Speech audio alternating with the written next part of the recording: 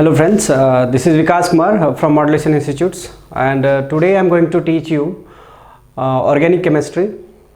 Hope you आप सभी समझ पाएंगे आज जो कुछ भी पढ़ाने जा रहा हूँ मैं। और आज हमारा नया बैच स्टार्ट हो रहा है जो 2019 से स्टार्ट हम कर रहे हैं फॉर 2020 तक के लिए, जो कि आज जो बताने जा रहा हूँ आपको ऑर्गेनिक केमिस्ट्री के बारे में कुछ खास बताने जा रहा हूँ। चूँकि ये वीडियो लेक्चर है तो थोड़ा सा मैं चाहूँगा कि कोई भी जो भी प्रॉब्लम हो आपको, मैं उसको पहले ही एक स्टूडेंट समझकर आपको मैं कोशिश करूँगा इस चीज़ को आपको प्रॉब्लम ना हो, ताकि जो आप फील करें कि स्टूडेंट होने के नाते वो मैं पहले फील करूँगा कि यहाँ जो भी प्रॉब्लम हो वो पहले आपको प्रॉब्लम ना हो, मैं पहले उस चीज़ को डिस्कस करना चाहूँगा। तो शैल वी स्टार्ट। तो चलिए देखते हैं।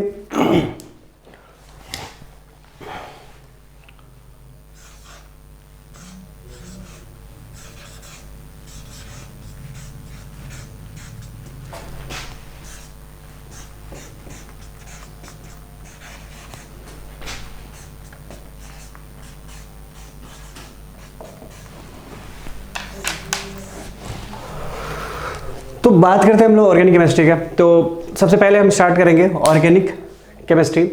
वैसे तो आप सभी को पता है कि केमिस्ट्री के अंदर 3 पार्ट्स होते हैं। आपको हम जो पढ़ाने जा रहे हैं आपको आज हम पढ़ाएंगे पहले ऑर्गेनिक केमिस्ट्री, उसके बाद फिर आने वाले जो फैकल्टीज़ होंगे वो आपको पढ़ाएंगे इनऑर्गेनिक और फिजिकल जो भी पढ़ाएंगे। तो हमारे यहाँ जो मॉड्यूलेशन इंस्टीट्यूट में एक स्पेशलाइजेशन किया गया है कि हर एक सब्जेक्ट के लिए एक पर्टिकुलर फैकल्टीज़ को हायर की गई है।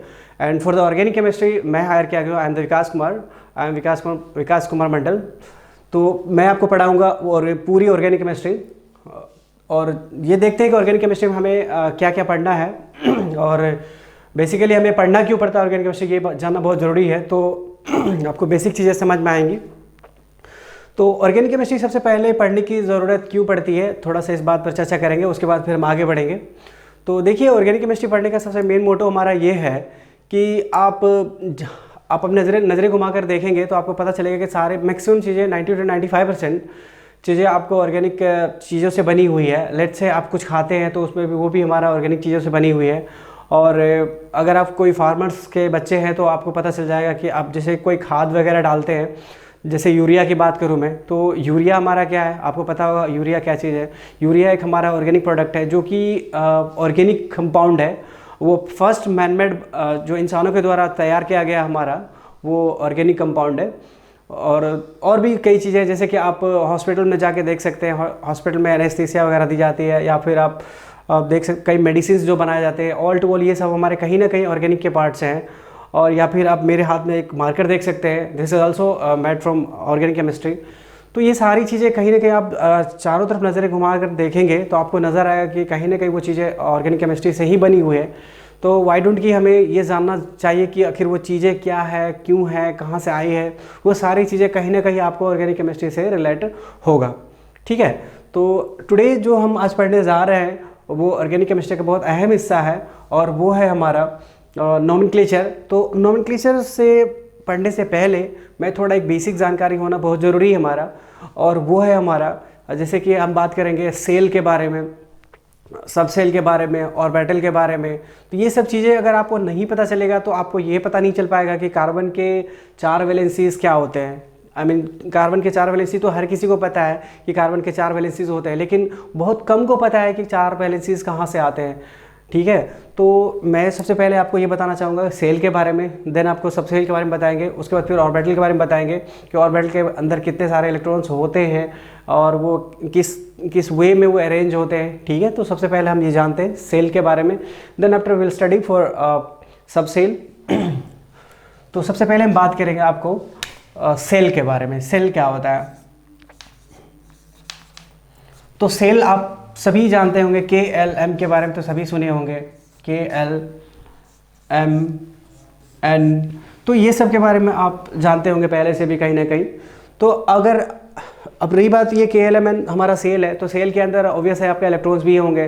तो इलेक्ट्रॉन्स कितने होंगे, किसी भी अगर मैं किसी से कोई समवन आस्क यू क्वेश्चन कि हमें ये बताइए कि किसी भी सेल में मैक्सिमम इलेक्ट्रॉन्स कितने होंगे, ठीक है।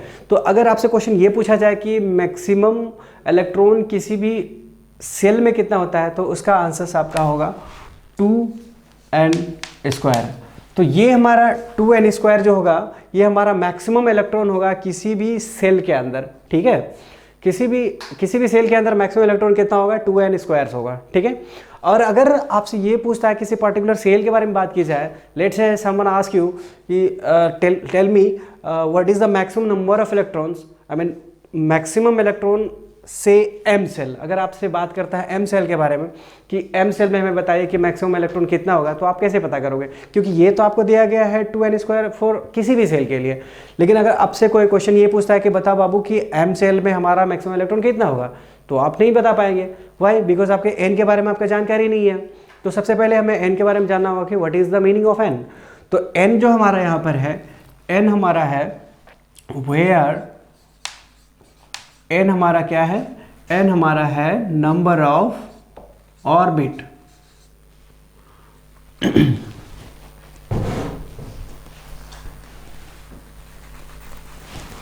Number of orbit. तो नंबर ऑफ ऑर्बिट मतलब जहां पर हम n बराबर क्या होगा, where n is equal to number of orbit है। तो अगर k की बात किया जाए तो यहाँ पर हमारा n स्मॉल का वैल्यू कितना हो जाएगा, 1 हो जाएगा, ठीक है। और यहाँ पर n का वैल्यू हो जाएगा 2, और यहाँ पर n का वैल्यू हो जाएगा हमारा 3, और यहाँ पर n बराबर हो जाएगा हमारा 4। तो अभी देखिए क्लियर हो गया कि यहाँ पर हमारा n का वैल्यू कितना है, 1 है। तो अगर आपसे ये क्वेश्चन पूछेगा कि बताइए हमारे k सेल में मैक्सिमम इलेक्ट्रॉन कितना होगा, तो यहाँ पर मैं लिख देता हूँ मैक्सिमम इलेक्ट्रॉन्स, मैक्सिमम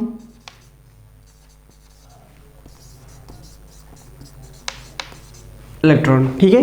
तो मैक्सिमम इलेक्ट्रॉन्स किसी भी सेल में हम यहाँ से निकाल सकते हैं, क्योंकि हमें पता चल चुका है कि n बराबर कितना होता है, 1 फॉर k सेल के लिए। तो हम यहाँ क्या लिखेंगे, 2 इंटू n का वैल्यू कितना है, 1 है, आप इसको पुट कर सकते हैं। 1 का स्क्वायर कितना हो गया, 2 इंटू 1 का स्क्वायर, तो ये हमारा हो जाएगा 2। एल सेल में कितने हो जाएंगे, 2 इंटू 2 का स्क्वायर, क्योंकि n बराबर 2 है और मैक्सिमम में किसी भी सेल के अंदर मैक्सिमम इलेक्ट्रॉन कितना होता है, 2n स्क्वायर। तो यहाँ पर क्या हो जाएगा, 2 इंटू 2 का स्क्वायर, तो 2 इंटू 2 का स्क्वायर कितना हो जाएगा, 2 दूना 4, दूना 8। तो हमारा एल सेल में कितना इलेक्ट्रॉन हो गया, 8 इलेक्ट्रॉन्स। अभी एम की बात करें तो एम में हमारा कितना हो जाएगा, 2 इंटू 3 के पावर स्क्वायर्स, क्योंकि n बराबर 3 है। n बराबर कितना हमारा, यहाँ पर n बराबर 3 है और उस पर स्क्वायर है, तो ये हमारा कितना हो जाएगा, 3 3 9 दूना 18। अगर हम यहाँ पर n की बात करें तो हमें n बराबर n में कितना हो जाएगा, ये हमारा हो जाएगा n बराबर कितना है, 4, और यहाँ पर कितना है, 2 इंटू 4 स्क्वायर, तो 4 का स्क्वायर कितना होगा, 4 चौके 16, 16 दूना 32। तो इस तरह से हमने क्या देखा कि किसी भी सेल के अंदर हमारा मैक्सिमम इलेक्ट्रॉन कितना होगा, 2n स्क्वायर्स। लेकिन अगर कोई किसी पर्टिकुलर सेल की बात की जाए, से अगर आपसे पूछता है n सेल में बताइए हमारा मैक्सिमम इलेक्ट्रॉन कितना होगा, तो आप आराम से आंसर कर सकते हैं 32, बिकॉज आपको पहले से पता चल चुका है कि n सेल में ऑर्बिट का नंबर कितना होता है, 4। तो जस्ट पुट कीजिए 2 इंटू n स्क्वायर के वैल्यू में यहाँ पर, क्योंकि n का वैल्यू आपको पता चल चुका है 4 है, तो 2 इंटू 4 स्क्वायर कीजिए, तो 4 चौके 16 दूना 32, दैट्स ऑल। तो ये आपको मुझे लगता है कि समझ में आ गया होगा, आप जल्दी से इसे नोट डाउन कर लीजिए, ठीक है। तो मुझे लगता है यहाँ पर तो कोई कन्फ्यूज़न नहीं होना चाहिए, क्योंकि बहुत ही सिंपल सा चीज़ है, ठीक है गाइस। तो लेट्स रेज, चलिए मिटाते हैं इसको, फिर नेक्स्ट हम पढ़ेंगे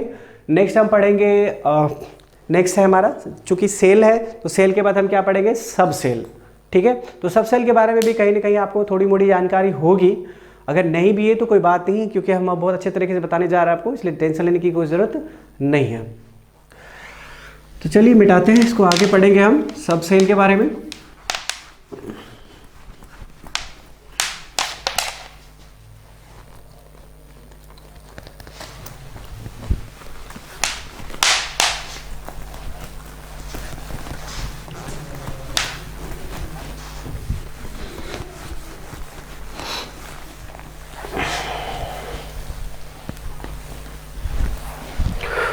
ओके, तो अब हम बात करते हैं सब सेल के बारे में।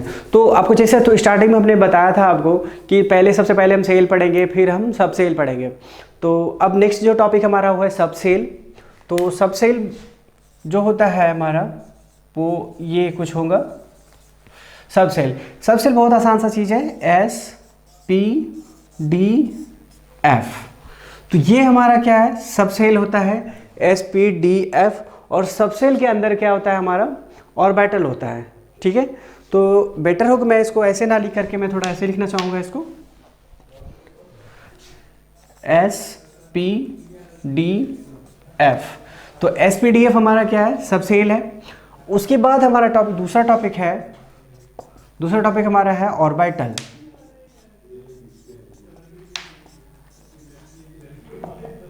अब ऑर्बिटल क्या होता है ये जानना बहुत ही ज़रूरी है, क्योंकि बिना ऑर्बिटल जाने आप कार्बन के वैलेंसीज के बारे में आपको नहीं पता चलेगा। ठीक है, तो सबसे पहले हम ऑर्बिटल के बारे में जानेंगे कि ऑर्बिटल होता क्या है दरअसल।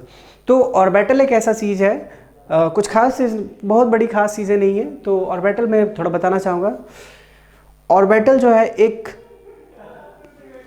3 डायमेंशनल आकार है। ठीक है, जिसके अंदर इलेक्ट्रॉन रहता है, या फिर दूसरे भाषा में ये बोल सकते हैं कि हमारा एक रूम है, रूम के अंदर इलेक्ट्रॉन्स रहता है। ठीक है, या फिर इसको और थोड़ा अच्छे से मैं बताना चाहूँगा। ऑर्बिटल क्या है, ऑर्बिटल एक 3 डायमेंशनल का मतलब तो आपको जानते ही भी होंगे। 3 डायमेंशनल का मतलब हुआ, पहले हम 3 डायमेंशनल के बारे में चर्चा कर लेते हैं, फिर हम आगे बढ़ेंगे। 3 डायमेंशनल का मतलब हुआ कि जिसमें कि तीनों ही एक्सिस मौजूद हो। लेट से अगर इसको x बोल रहे हैं, ये y बोल रहे हैं और ये z बोल रहे हैं। 3 डायमेंशनल का मतलब हुआ x y z, मतलब ऐसी कोई वस्तु, ठीक है, ऐसी कोई वस्तु जिसको डिफाइन करने के लिए, जिसको आपको समझाने के लिए आपको तीनों एक्सिस की मदद लेनी पड़े। ठीक है, तीनों एक्सिस की मदद लेनी पड़े। जैसे कि मैं एग्जांपल के तौर पे मेरे पास यहाँ पर एक डस्टर है, तो इस डस्टर के थ्रू भी मैं आपको समझा सकता हूँ कि ये 3 डायमेंशनल है या नहीं है। तो मैंने कहा आपको कोई ऐसी वस्तु जिसको कि समझाने के लिए आपको तीनों एक्सिस की ज़रूरत पड़े, तो उस वस्तु का जो भी डायमेंशन होगा वो कैसा होगा, 3 डायमेंशनल को हम डिफाइन करेंगे। तो जैसे कि यहाँ पर देख सकते हैं कि ये हमारा लेंथ हो गया। ठीक है, तो अगर मैं इसको दिखाना चाहूँगा कुछ इस तरह से, देखिए, तो ये हमारा क्या हो गया, लेंथ हो गया। अगर नीचे से देखें तो ये वाला हमारा लेंथ हो गया। ये वाला हमारा, ये लेंथ मतलब क्या, हमारा एक्सिस हो गया, एक्स एक्सिस, और ये हमारा हो गया वाई एक्सिस। ठीक है, और ये जो आपका ऊपर उठा हुआ है, इधर बोर्ड के सीधा ऊपर सामने की ओर जो उठा हुआ है, कुछ इस तरह से हम बोल सकते हैं इसको। तो ये जो हमारा एक्सिस हो गया, ये हमारा कौन सा एक्सिस हो गया, जेड एक्सिस। तो हमने देखा यहाँ पर क्या कि एक्स एक्सिस, वाई एक्सिस और ये जेड एक्सिस, तो ये तीनों, इस डस्टर को डिफाइन करने के लिए हमें क्या करना पड़ा, तीनों एक्सिस की मदद लेना पड़ रहा। मतलब ये हुआ कि ये ऑब्जेक्ट हमारा कैसा है, 3 डायमेंशनल है। ठीक है, मतलब ये 3 डायमेंशनल। अगर इस रूम को भी आप देखें, अब नॉर्मली जो हम रूम देखते हैं वो कैसा होता है, 3 डायमेंशनल होता है, क्योंकि उसमें आप देख सकते हैं किसी भी रूम को इसी एक कॉर्नर पे अगर चले जाएं तो इस कॉर्नर पे आप देखेंगे कि लेंथ, ब्रेथ एंड हाइट होता है। तो एक रूम को डिफाइन करने के लिए आपको तीनों एक्सिस की जरूरत पड़ेगी। ठीक है, तो वही मैं समझाना चाह रहा था आपको कि 3 डायमेंशन मतलब एक ऐसा सेफ जो 3 डायमेंशनल होगा, जिसके अंदर इलेक्ट्रॉन की पाए जाने की सबसे ज़्यादा पॉसिबिलिटीज़ या फिर संभावनाएं हैं। अगर हिंदी में बात करें तो एक, मैं इसको ऐसे डिफाइन कर सकते हैं कि एक 3 डायमेंशनल आपको समझा दिया मैंने यहाँ पर, कि एक 3 डायमेंशनल स्पेस या जगह जहाँ पर सबसे ज़्यादा इलेक्ट्रॉन पाए जाने की संभावनाएं होती है। फिर से मैं दोहरा रहा हूँ, आपको ध्यान से सुनिएगा। एक 3D स्पेस या जगह जहाँ पर सबसे ज़्यादा इलेक्ट्रॉन पाए जाने की संभावनाएं होती है, उसे हम ऑर्बिटल कहते हैं। अगर इंग्लिश में डेफिनेशन की बात की जाए तो यहाँ पर मैं ऐसे लिखना चाहूँगा,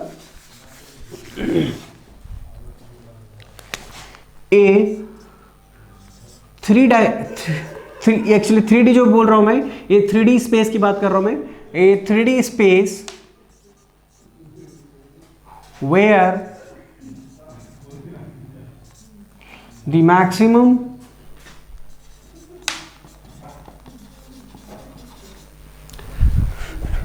a 3D space where the maximum possibility of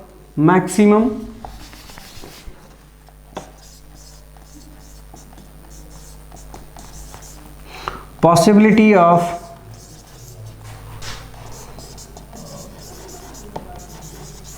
finding electron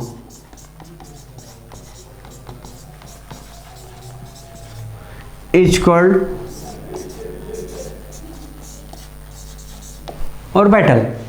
तो आपने देखा अभी जस्ट हमको हिंदी में समझाया, तो जस्ट उसी के इंग्लिश में लिखा हूं और कुछ नहीं किया हूं। ऑर्बिटल का मतलब क्या हुआ, ए 3D स्पेस, अभी जैसे कि आपको मैंने बताया यहां पर एक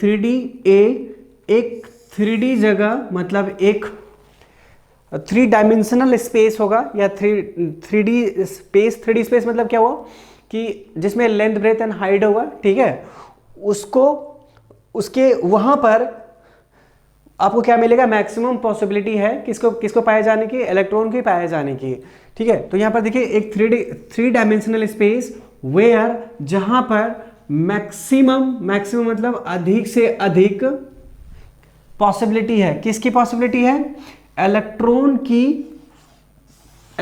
की पाए जाने की संभावनाएं हैं, ठीक है।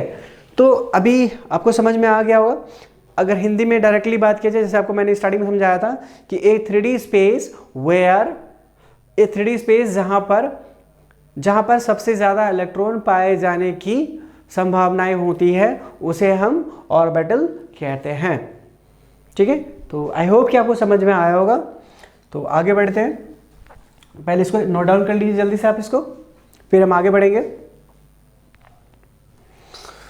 ठीक है। तो अब देखते हैं आगे हमारा टॉपिक है ऑर्बिटल के अंदर। ऑर्बिटल आपको समझ में आ गया होगा। अगर हम अब आगे बात करेंगे कि किसी सबसेल के अंदर मैक्सिमम ऑर्बिटल कितना हो सकता है और उस ऑर्बिटल के अंदर मैक्सिमम इलेक्ट्रॉन्स कितने पॉसिबल्स हैं, ठीक है।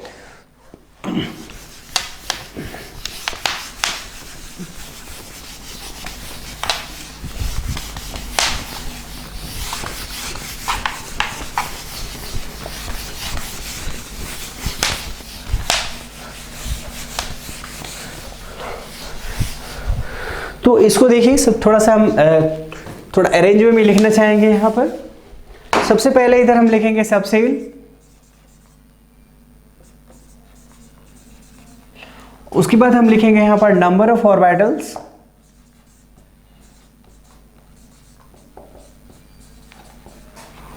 उसके बाद मैक्सिमम इलेक्ट्रॉन्स कितने पाए जाते हैं किसी ये सबसेल में,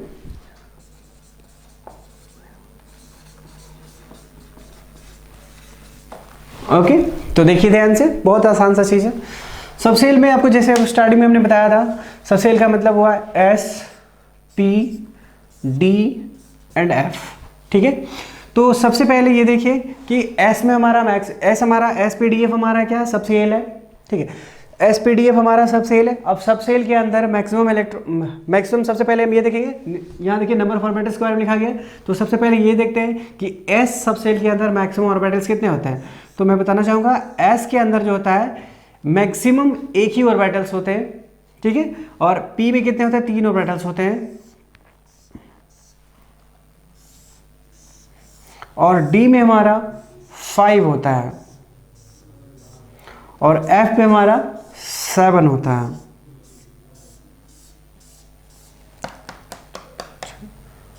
7। तो S में हमारा मैक्सिमम ऑर्बिटल कितने होंगे, 1, P में कितने होंगे 3, D में कितने होंगे 5 एंड F में कितने होंगे 7। 1 2 3 4 5 6 7, दैट्स ऑल, ठीक है। यहाँ पर हमारा कितना है, F में हमारा हो गया 7 हो गया, राइट। अभी हम बात करते हैं, तो देखिए यहाँ पर क्या लिखा है, नंबर ऑफ ऑर्बिटल्स। तो नंबर ऑफ ऑर्बिटल्स कितने, S में कितने हो जाएंगे 1 हो जाएंगे, P में कितने हो जाएंगे 3, D में हमारा 5 and the last one is F में हमारा कितना है 7, ओके। उसके बाद हम बात करते हैं मैक्सिमम इलेक्ट्रॉन्स। तो मैक्सिमम इलेक्ट्रॉन्स किसी भी सबसेल में मैक्सिमम इलेक्ट्रॉन कितना हो सकता है, कि पहले तो हमें ये जानना होगा कि किसी भी सबसेल के अंदर उसके अंदर कितने मैक्सिमम ऑर्बिटल्स हैं, ठीक है।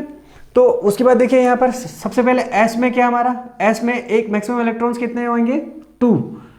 एक ऑर्बिटल में मैक्सिमम इलेक्ट्रॉन कितने होंगे 2 इलेक्ट्रॉन्स होंगे और दोनों का दोनों इलेक्ट्रॉन क्या होगा अपोजिट स्पिन में होगा। अपोजिट स्पिन का मतलब वो रोटेशन की बात कर रहे हैं हम लोग। स्पिन का मतलब हुआ कि इलेक्ट्रॉन जो होता है रोटेट करते रहता है, मतलब वो घूमता रहता है। तो किसी भी ऑर्बिटल के अंदर मैक्सिमम कितने इलेक्ट्रॉन होते हैं? 2 इलेक्ट्रॉन्स होते हैं। वो 2 इलेक्ट्रॉन जो होते हैं दोनों अपोजिट डायरेक्शन में होता है।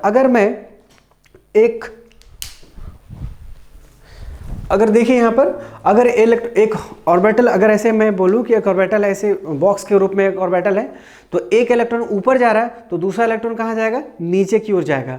मतलब एक दूसरे को क्या करेंगे? कैंसल आउट करेंगे। जैसे कि आप देख सकते हैं यहाँ पर दिखाया गया है कि एक ऊपर की ओर जा रहा है और दूसरा नीचे की ओर आ रहा है। मतलब ये एक दूसरे को क्या कर रहे हैं हम लोग यहाँ पर? कैंसल आउट कर रहे हैं। एक दूसरे का कैंसल आउट हो रहा है। दोनों का स्पिन कैसा होगा? एक दूसरे को कैंसल आउट करेगा। नेट स्पिन क्या होगा? इसका 0 होगा।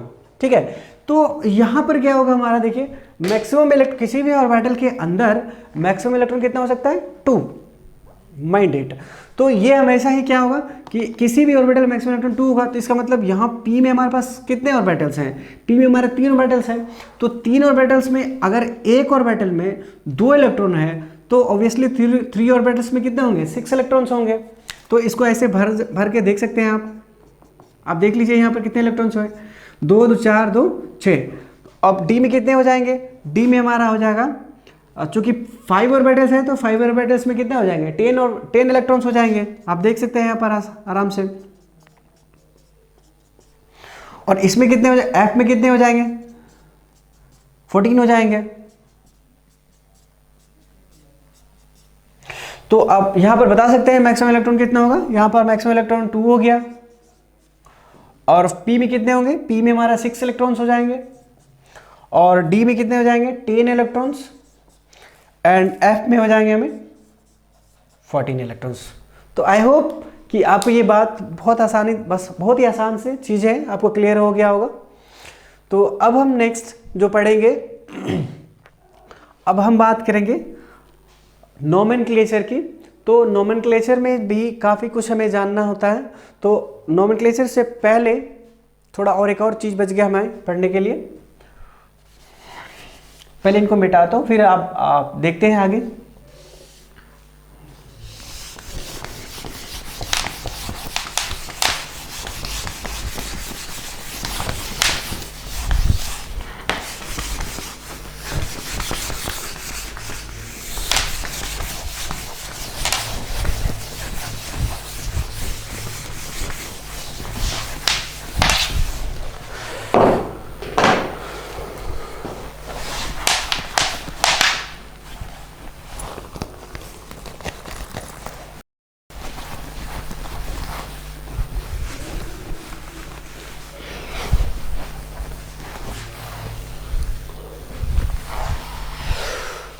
ओके फ्रेंड्स, तो देखिए नेक्स्ट क्या है हमारे पास में? नेक्स्ट हमारा है नोमेनक्लेचर। तो नोमेनक्लेचर में हमें बेसिक नीड क्या है जानना, वो बहुत ज़रूरी है जानने के लिए कि क्या क्या हमें ज़रूरत पड़ने वाली है नोमेनक्लेचर को पढ़ने के लिए। तो नोमेनक्लेचर का सबसे पहले पढ़ने से पहले हमें जानना बहुत ज़रूरी होता है कि वर्ड रूट्स क्या है, वर्ड रूट्स एक्चुअली में होता क्या है, सब्स्टिट्यूएंट्स क्या है, या फिर और भी चीज़ें। चलिए मैं स्टार्ट करता हूँ नोमेनक्लेचर। तो नोमेनक्लेचर, अब मैं इसको मिटा देता हूँ।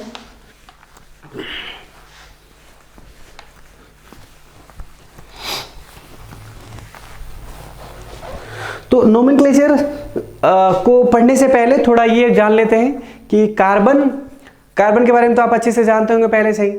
तो कार्बन के बारे में आप तो ऑलरेडी अच्छे से जानते ही होंगे। तो कार्बन के 4 वैलेंसीज, जो हर कोई कहता है कि कार्बन के वैलेंसीज कितने होते हैं, तो आप कह देते हैं सिंपली 4। लेकिन क्या कभी आपको ये पता है कि एक्चुअली में वो जो 4 वैलेंसीज हैं कार्बन के, वो कहाँ से आते हैं? तो बहुत ऐसे स्टूडेंट्स होंगे जिनको पता भी होगा, और कई ऐसे स्टूडेंट्स ऐसे होंगे जिनको कार्बन के 4 वैलेंसीज कहाँ से आते हैं उन्हें नहीं पता होगा। तो जिनको पता है दैट इज़ फाइन, वो अच्छी बात है। उन्हें मुझे जानकर अच्छा लगेगा। जिनको मालूम है कि कार्बन के 4 वैलेंसी कैसे आते हैं, अच्छी बात है। जिसको नहीं पता है please focus on my lectures. आपको मैं ये प्रॉमिस करता हूँ कि आपको ये चीज़ें समझ आएगी। अगर आप मेरे वीडियोस को अगर ध्यानपूर्वक देखें तो आपको कहीं भी कोई तरह का दिक्कत नहीं आएगी। मैं कोशिश ये करूँगा कि आपकी कोई भी कन्फ्यूज़न ना हो, क्योंकि ये चूँकि वीडियो लेक्चर्स है तो मैं ये हर पल ये कोशिश करूँगा कि आपको कोई भी थोड़ी भी जो तकलीफ़ है वो आपको ना हो, क्योंकि कहीं ना कहीं मैं आपको वर्चुअल क्लास हूँ, वर्चुअल क्लास में हूँ, आपको मैं फिजिकली प्रेजेंट तो हूँ नहीं कि आप मुझसे सवाल कर सकते हो और मैं आपको आंसर्स कर सकूँ।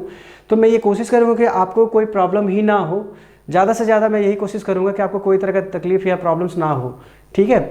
तो अभी आगे हम बात करते हैं कार्बन के बारे में। तो कार्बन हमारा क्या है, कार्बन के एटॉमिक नंबर कितने होते हैं, 6 होते हैं। एटॉमिक नंबर का मतलब हुआ उसकी परमाणु की संख्या, ठीक है। तो परमाणु की संख्या, कार्बन की परमाणु संख्या कितने हो गए, 6, ओके। तो देखिए, तो सबसे पहले हमें कन्फिगरेशन के बारे में जानकारी होनी चाहिए, इलेक्ट्रॉनिक कन्फिगरेशंस। कई ऐसे स्टूडेंट्स होंगे जो यहाँ पर हमारे सीबीएसई बोर्ड के स्टूडेंट्स भी होंगे और कई ऐसे स्टूडेंट होंगे जो बिहार बोर्ड के स्टूडेंट्स हैं। तो मैं आपको बिहार बोर्ड के स्टूडेंट के बारे में बताना चाहूँगा कि जो बिहार बोर्ड से स्टूडेंट्स बिलोंग करते हैं उनको मैं बताना चाहूँगा कि ये इलेक्ट्रॉनिक कॉन्फ़िगरेशन जो है, इलेक्ट्रॉनिक कॉन्फ़िगरेशन का दूसरा नाम है हिंदी में इलेक्ट्रॉनिक विन्यास, ठीक है। तो जो इलेक्ट्रॉनिक विन्यास आप पहले से पढ़ चुके हैं उसी का इंग्लिश नेम है इलेक्ट्रॉनिक कॉन्फ़िगरेशन। तो बहुत ज़्यादा डिफरेंस नहीं है इन दोनों चीज़ों में, बस सिंपल सा एक इंग्लिश नेम है, दूसरा हिंदी नेम है। तो चीज़ें दोनों ही सेम चीज़ें हैं, बस आपको थोड़ी सी फोकस करने की ज़रूरत है कि इलेक्ट्रॉनिक विन्यास का ही दूसरा नाम क्या है, इंग्लिश में उसका नाम है इलेक्ट्रॉनिक कॉन्फ़िगरेशंस। तो जो चीज़ें आप हिंदी में करते हैं वही चीज़ें आप इंग्लिश में भी करते हैं, तो कोई घबराने की बात नहीं है। तो आपको कॉन्फ़िगरेशन आनी चाहिए। तो मुझे लगता है कि आप लोगों को कॉन्फ़िगरेशन आता होगा। अगर आपको नहीं आता है तो मैं आपको यहाँ थोड़ा सा बता देता हूँ कि कॉन्फ़िगरेशन, इलेक्ट्रॉनिक कॉन्फ़िगरेशन कैसे करते हैं, जिससे कि आपको थोड़ा मदद मिल जाएगा आगे चल करके। ओके गाइज, तो देखिए सबसे पहले इलेक्ट्रॉनिक कॉन्फ़िगरेशन क्या होता है या फिर इलेक्ट्रॉनिक विन्यास क्या होता है।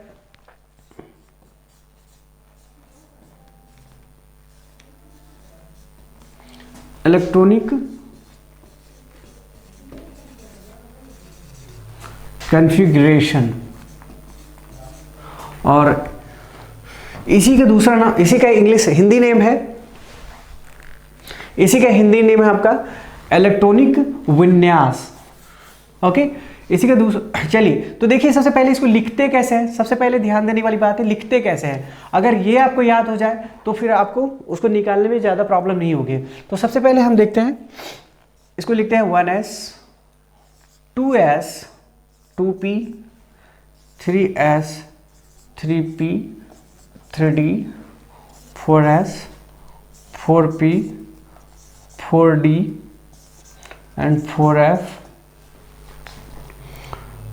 5s 5p 5d and 5f 6s 6p 6d 7d, sorry, it's a 6f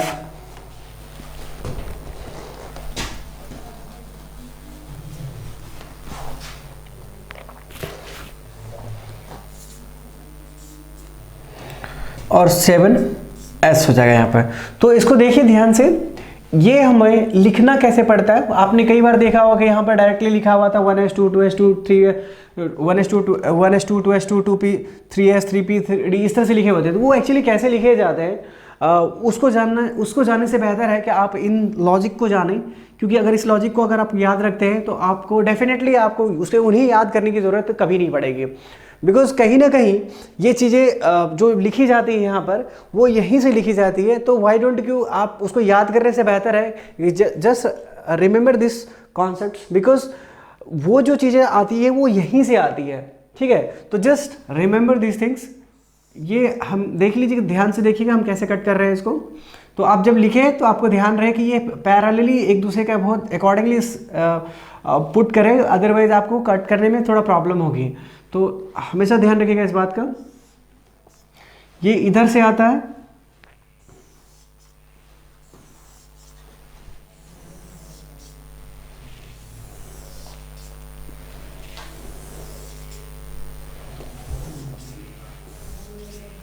ठीक है।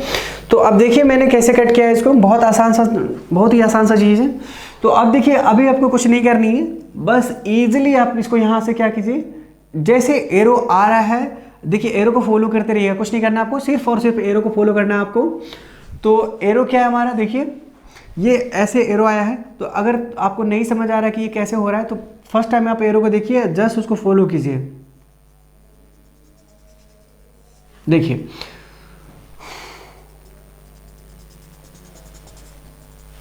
ठीक है, तो इस तरह से चलता जाएगा वो। तो सबसे पहले देखिए एरो कहां से आया, इधर से आया। तो सबसे पहले आपको क्या मिला, 1s मिला। तो सबसे पहले क्या करेंगे, यहां पर 1s लिख देंगे। उसके बाद आपको क्या मिलेगा, जस्ट धीरे से जाइए, आराम से धीरे धीरे जाइए, आपको पता चल जाएगा क्या मिला। बस एरो को आपको फॉलो करना है। देखिए यहाँ से चलते चलते चलते चलते क्या मिला आपको, यहाँ पर 2s मिला। तो यहाँ पर आप 2s लिख दीजिए। उसके बाद फिर चलिए आगे, आप देखेंगे यहाँ पर, फिर धीरे से चलिए, चलते चलते आप देखिए यहाँ से क्या मिल रहा है आपको, 2p मिल रहा है, राइट द 2p। उसके बाद आपको क्या मिल रहा है, फिर आगे बढ़िए, आपको क्या मिलता है, 3s मिला, राइट 3p। फिर आप आगे बढ़िए, तो फिर तो ऐसे मुड़ गया, यहाँ पर मुड़ने के बाद धीरे से यहाँ से क्या मिल रहा है आपको, 3p मिल रहा है। तो यहाँ पर सॉरी, यहाँ पर 3s है, पहले 3s आएगा यहाँ पर, देखिए यहाँ पर 3s है। तो 3s के बाद आपको क्या मिल रहा है, 3p मिल रहा है। उसके बाद क्या मिल रहा है आपको, 4s मिल रहा है।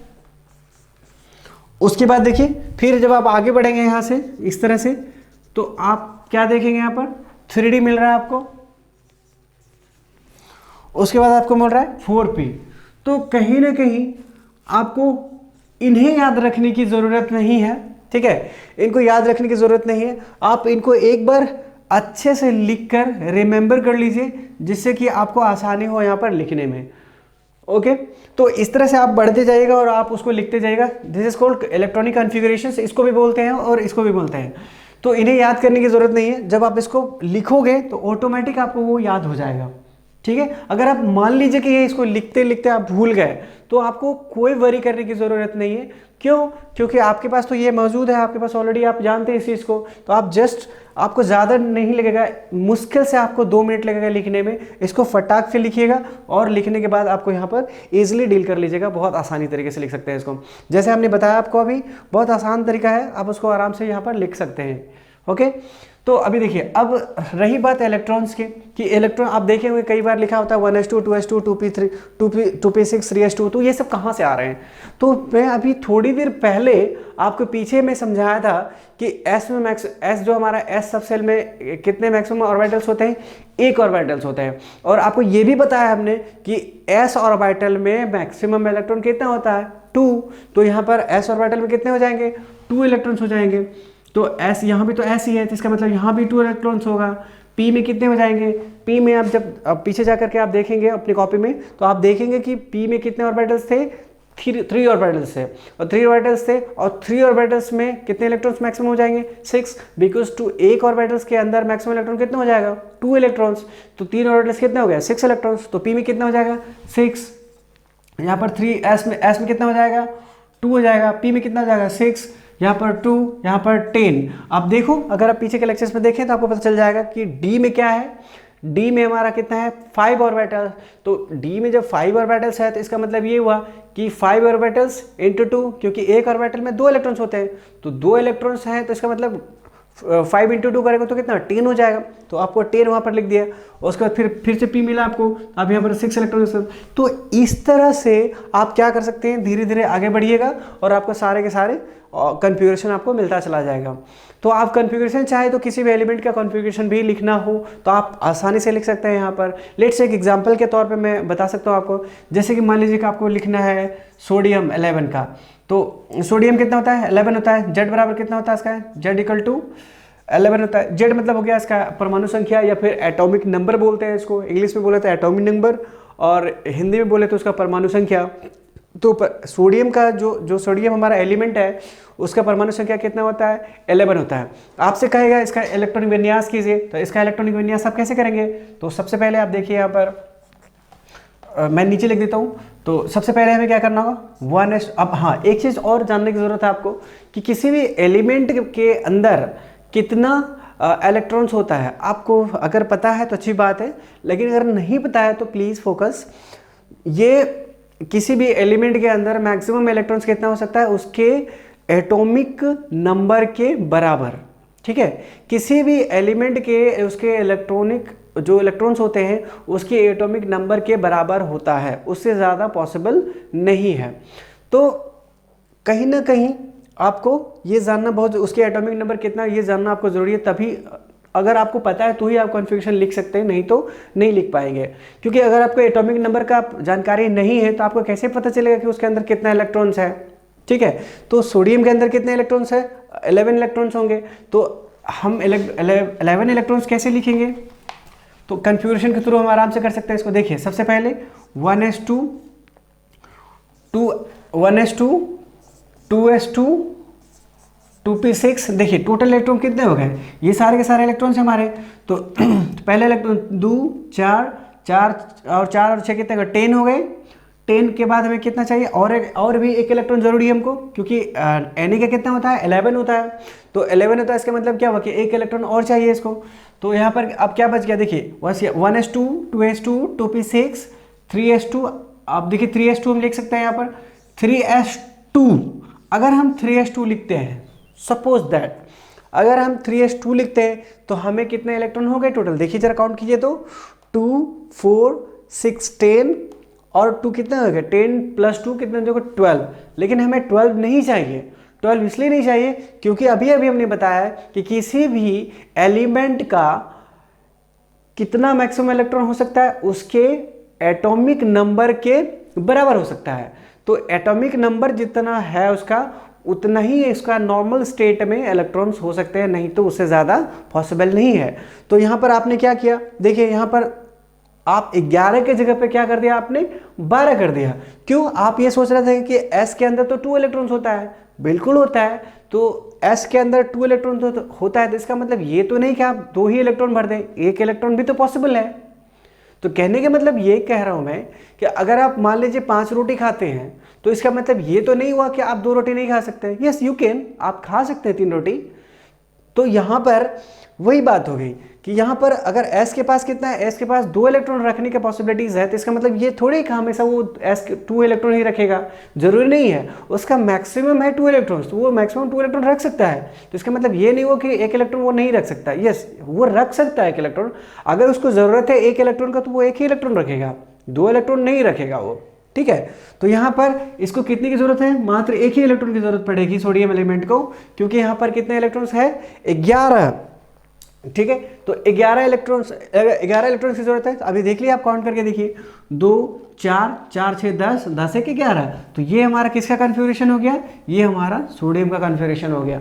ठीक है, तो चलिए अब आगे बढ़ते हैं। अब हम बात करेंगे कार्बन के बारे में। तो कार्बन के बारे में आई होप कि आपको ये चीज़ें कहीं ना कहीं क्लियर हो गए होगी। ये भी कॉन्फ़िगरेशन देख लीजिए आप ध्यानपूर्वक, तो आपको समझ में आ गया होगा। कुछ भी बहुत ज़्यादा टफ चीज़ें नहीं, बहुत ही आसान सा चीज़ें हैं, आपको समझ में आ गई होगी। चलिए अब अगर आगे बात करते हैं, हम लोग कार्बन के कॉन्फ़िगरेशन की बात करते हैं, उसके बाद फिर हम उसके वैलेंसीज के बारे में बात करेंगे।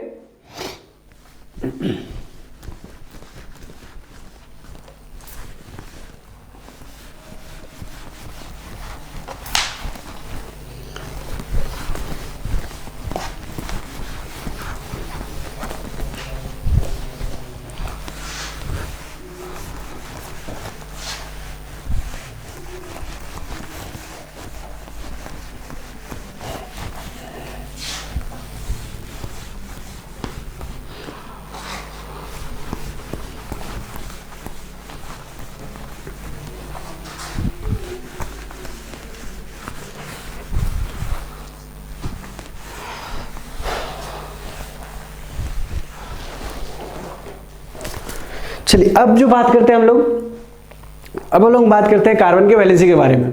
तो आप अभी तो कॉन्फ़िगरेशन के बारे में आपको बता रहा था मैं, आई होप कि आपको कॉन्फ़िगरेशन क्लियर हो गया होगा, क्योंकि बिना कॉन्फ़िगरेशन किए हुए आप कार्बन के बारे में जानकारी नहीं ले सकते हैं।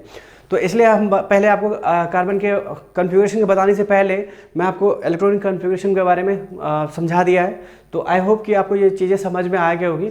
अगर थोड़ी बहुत अगर प्रॉब्लम हो तो हम डिस्कस कर लेंगे बाद में, लेकिन फ़िलहाल आगे बढ़ते हैं हम लोग और हम आगे पढ़ेंगे कार्बन की वैलेंसीज के बारे में। Valencies of carbon, valency about carbon. तो देखिए, तो सबसे पहले मैं ये बताना चाह रहा हूँ कि कार्बन के जो वैलेंसीज डिसाइड होते हैं वो 2 तरीके से डिसाइड होते हैं। ठीक है, एक उसका ग्राउंड स्टेट से डिसाइड होता है और दूसरा होता है एक्साइटेड स्टेट से। तो कभी कभी आप देखोगे कार्बन के वैलेंसीज 2 भी होते हैं और 4 भी होते हैं, ठीक है। तो वो डिपेंड कर जाता है कि वो कौन से स्टेट से आप बात कर रहे हैं, ठीक है। तो कार्बन के 2 स्टेट से डिफाइन किया जाता है वैलेंसीज। तो जनरली जो कार्बन के वैलेंसी होते हैं वो 4 होते हैं, और वो 4 कैसे होते हैं वो हम बात करेंगे, अभी आपको समझ में आएगा, ठीक है। तो सबसे पहले कार्बन के जो कन्फिग्रेशन होगा वो 2 तरीके से कन्फिग्रेशन करते हैं हम लोग। सबसे पहले कन्फिग्रेशन करते हैं ग्राउंड स्टेट में,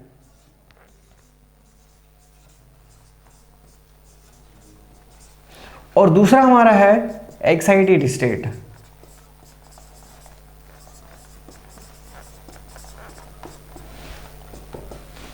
ठीक है, तो अब पहले ग्राउंड स्टेट की बात करेंगे, दूसरा हमारा होगा एक्साइटेड स्टेट। तो कार्बन हमारा क्या होता है 6,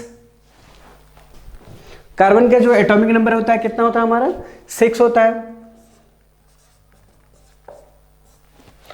तो इसका जो कन्फिग्रेशन होगा हम कैसे कन्फिग्रेशन करेंगे इसको, चूंकि 6 इलेक्ट्रॉन चाहिए इसके अंदर, तो सबसे पहले होगा 1s2 2s2 2p। अभी देखिए 2 इलेक्ट्रॉन 2 2 4, अभी कितना और का चाहिए आपके पास और 2 इलेक्ट्रॉन चाहिए। तो ध्यान रहे आपको 2 इलेक्ट्रॉन चाहिए, लेकिन p में कितना होता है 6 इलेक्ट्रॉन। तो आप 6 मत डाल दीजिएगा, क्योंकि 6 इलेक्ट्रॉन अगर डाल दिए तो 10 इलेक्ट्रॉन हो जाएगा, और कार्बन को कितना चाहिए ओनली 6 इलेक्ट्रॉन चाहिए। तो आप ध्यान रखिएगा इस बात को। यहाँ पर तो यहाँ पर कितना हो जाएगा 2 इलेक्ट्रॉन्स।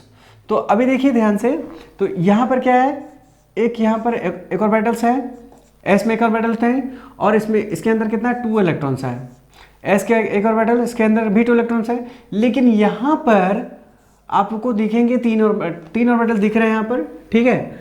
तो ये 3 ऑर्बिटल्स जो है हमारे पास, और ये क्या हमारा है px py और pz, px py and pz होता है।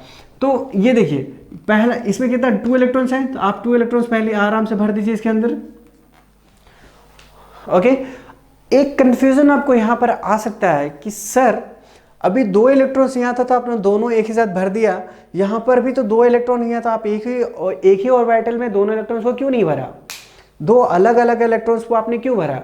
तो मैं आपको बताना ये चाहूँगा कि यहाँ पर देखिए ये जो आपके तीनों एक लाइन में जो दिख रहे हैं वो तीनों सेम एनर्जी का है, ठीक है। तो तीनों सेम एनर्जी की वजह से क्या होता है, पहले आपको एक एक सिंगल इलेक्ट्रॉन्स तीनों ऑर्बिटल्स में भरने पड़ेंगे, उसके बाद फिर आप डबल इलेक्ट्रॉन्स भर सकते हैं, ठीक है। तो यहाँ पर अब देखिए, और एक चीज और, अब सवाल ये खड़ा होता है कि कोई भी एलिमेंट कितना बॉन्ड बनाएगा उसको उसके किस बात पर डिपेंड करता है, ये डिपेंड करता है इस बात पर कि उसका अनपेयर्ड इलेक्ट्रॉन उसके ऑर्बिटल के अंदर कितना है, ठीक है। ध्यान से सुनिएगा मेरी बात, किसी भी एलिमेंट कोई भी एलिमेंट की बात करें तो कोई भी एलिमेंट वो कितना बॉन्ड बनाएगा उसको किस बात पर डिपेंड करता है, इस बात पर डिपेंड करता है कि उसके ऑर्बिटल के अंदर कितना अनपेयर्ड इलेक्ट्रॉन्स है, क्योंकि वो अनपेयर्ड इलेक्ट्रॉन ही बॉन्ड बनाने के लिए रिस्पॉन्सिबल होता है। क्यों? क्योंकि वो हर ऑर्बिटल जो होता है, हर ऑर्बिटल के अंदर मैक्सिमम कितने इलेक्ट्रॉन होते हैं 2 इलेक्ट्रॉन्स। तो वो 2 इलेक्ट्रॉन्स को फुलफिल करने के लिए वो दूसरे ऑर्बिटल से ओवरलैप करता है, दूसरी भाषा में बोले कि बॉन्ड बनाता है, ताकि एक ऑर्बिटल के अंदर 2 इलेक्ट्रॉन आ सके। तो यहाँ पर देखिए, ये यहाँ पर क्या दिख रहा है आपको, 2 इलेक्ट्रॉन पहले से ही है, तो ये तो बॉन्ड बनाने के लिए रिस्पॉन्सिबल है ही नहीं। अभी यहाँ पर देखिए, यहाँ पर भी हमारा क्या है 2 इलेक्ट्रॉन पहले से है, तो ये भी रिस्पॉन्सिबल नहीं है। तो यहाँ पर आप दिख रहा है आपको क्या कि यहाँ पर दोनों इलेक्ट्रॉन क्या है अनपेयर्ड इलेक्ट्रॉन दिख रहा है, तो ये दोनों इलेक्ट्रॉन क्या करेगा बॉन्ड बनाने के लिए रिस्पॉन्सिबल होगा यहाँ पर। तो इसका मतलब ये हुआ कि अगर आपसे ये कोई क्वेश्चन कहे कि कौन से स्टेट में कार्बन के कौन से स्टेट में वैलेंसी 2 शो करता है, तो आपका आंसर क्या हो जाएगा ग्राउंड स्टेट्स। तो ग्राउंड स्टेट की अगर बात की जाए तो ग्राउंड स्टेट में क्या करता है कार्बन, आपका 2 वैलेंसी शो करता है, जो आपको यहां से देख सकते हैं आप, ठीक है। तो यहां पर आप देख सकते हैं कार्बन की वैलेंसी कितनी होगी 2। तो कभी कभी क्वेश्चन भी पूछा गया है, एक आध क्वेश्चन पूछा गया है यहाँ से कि कार्बन के कौन से स्टेट में कार्बन की वैलेंसी 2 शो होती है, तो आप बता सकते हैं यहाँ पे ग्राउंड स्टेट्स, ओके। तो अब देखिए आगे, तो अगर कार्बन की वैलेंसी 2 होती है तो फिर 4 कैसे हो गया। सवाल ये होता है कि सर अभी थोड़ी देर पहले आप बता रहे थे कार्बन की वैलेंसी 4 है, तो अभी आप 2 क्यों बोल रहे हैं। तो yes there is a valid reason. तो मैं आपको बताना चाहूँगा कि ये जो 4 वैलेंसीज है, एक्चुअली 4 वैलेंसी कैसे आता है वो अभी आपको पता चलेगा। तो देखिए दरअसल ऐसा होता है कि कार्बन आपका क्या होता है, नेचर में पाया जाता है, और नेचर में क्या होता है, टेम्परेचर होता है और प्रेशर होता है। तो टेम्परेचर आपको पता है कि कोई भी इलेक्ट्रॉन्स, अगर इलेक्ट्रॉन को एनर्जी दे दी जाए, ठीक है, अगर उसमें उष्मा दे दिया जाए, मतलब हीट दे दिया जाए, एनर्जी, अगर हीट क्या है, हमारा एक फॉर्म ऑफ एनर्जी है, तो उसको अगर इलेक्ट्रॉन्स को एनर्जी दे दिया जाए तो वो क्या करेगा, वो एनर्जाइज हो जाएगा। एनर्जाइज मतलब क्या, वो एक्साइटेड हो गया, ठीक है। तो एक्साइटेड मतलब क्या कि जिस एनर्जी लेवल पर अभी वो था, जिस भी ऑर्बिट में था वो, अब क्या करेगा, हो सकता है कि वो उस ऑर्बिट को छोड़ के दूसरे पर चला जाए। नीचे तो कभी नहीं जाएगा क्योंकि उसके अंदर एनर्जी ज़्यादा आ गया, पहले के तुलना एनर्जी ज़्यादा हो गया। तो इसका मतलब क्या हुआ कि वो नीचे तो कभी नहीं आएगा, वो ऊपर ही जाएगा, ठीक है। तो उसी तरह से यहाँ पर भी देखिए कि इस इलेक्ट्रॉन को क्या, ये जो हमारा 2s2 का इलेक्ट्रॉन जो देख रहे हैं, इसमें क्या करता है, टेम्परेचर, क्योंकि चूंकि कार्बन क्या है, कार्बन आपका नेचर में पाया जाता है, तो नेचर में आपका टेम्परेचर है, तो वो टेम्परेचर क्या होता है, वो टेम्परेचर यहाँ, वो टेम्परेचर से क्या करता है, एनर्जी को गेन करता है। इलेक्ट्रॉन एनर्जी को गेन करता है और वो क्या करता है, एक्साइटेड स्टेट में पहुंच जाता है। तो एक्साइटेड स्टेट में पहुंचने का मतलब क्या हुआ कि उस स्टेट को छोड़ के दूसरे स्टेट में जाना, मतलब उस एनर्जी लेवल को छोड़ के कहाँ जाएगा, वो दूसरे एनर्जी लेवल में जाएगा। तो दूसरा एनर्जी लेवल क्या है, अब ये नीचे तो नहीं आ सकता, तो वो कहाँ जाएगा, ऊपर जाएगा। तो इसका अब जो कन्फिगरेशन होगा आपका कार्बन का यहाँ पर,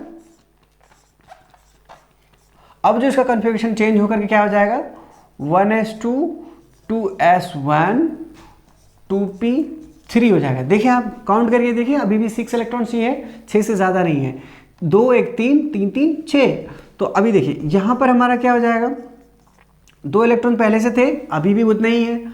अभी कितने हो गए हमारे, 1 इलेक्ट्रॉन्स हो गए इसमें, और इसमें कितने हो गए, 3 इलेक्ट्रॉन्स हो गए, px py एंड pz। तो यहाँ पर देखिए कितना हो गया, 3 इलेक्ट्रॉन्स। अभी आपकी थोड़ी देर पहले आपको मैंने बताया था कि सबसे पहले हम क्या करते हैं, सिंगल इलेक्ट्रॉन्स भरते हैं, ठीक है, सिंगल, क्योंकि एनर्जी हमारा क्या है, सेम एनर्जी, तीनों का तीनों सेम एनर्जी में है, इसीलिए हमें तीनों इलेक्ट्रॉन्स को भरना पड़ेगा।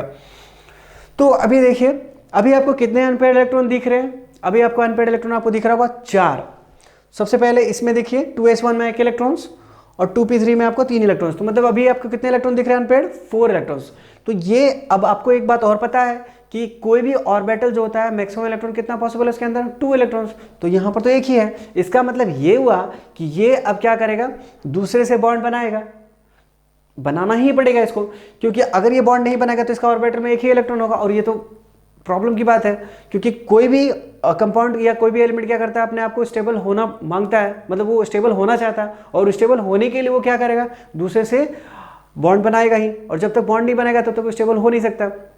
तो यहाँ पर ये क्या करेगा, दूसरे के साथ इसी तरह का क्या करेगा, एक और ऑर्बिटल के साथ में क्या कर देगा, ये बॉन्ड बना लेगा, इस तरह से बॉन्ड बनाएगा। तो टोटल इलेक्ट्रॉन कितने हो जाएंगे यहाँ पर, मतलब एक ये और ये दोनों आपस में मिलेगा तो क्या हो जाएगा, कुछ ऐसा तैयार हो जाएगा bond.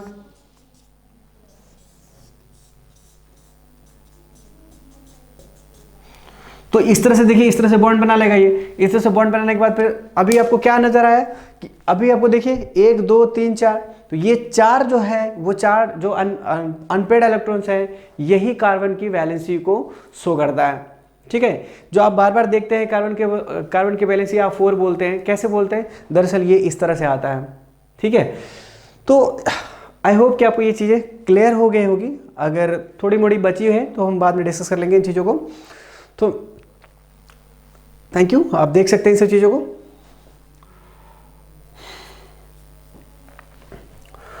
Okay guys, let's move to the next topic, and the next topic is our nomenclature, ठीक है।